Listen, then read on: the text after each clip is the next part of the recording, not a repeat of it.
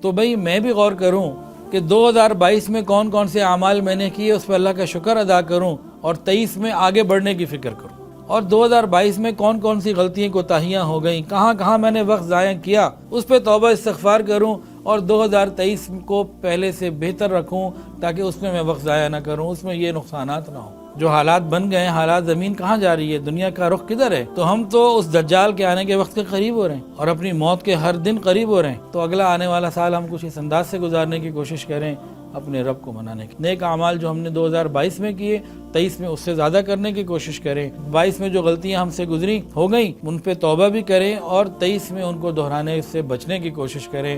یہ بھی غور کریں کہ 2022 جب شروع ہو رہا تھا کتنے لوگ ہمارے موجود تھے، آج نہیں۔ تو اسی طرح ایک وقت، ایک سال ایسا بھی کوئی آئے گا کہ میں بھی نہیں ہوں گا۔ تو ہم اپنی موت کو یاد رکھتے ہوئے نئے سال میں داخل ہوں اور اللہ کو راضی کرنے کی فکر کے ساتھ، تو بس انشاءاللہ اللہ خیر فرما دیں گے۔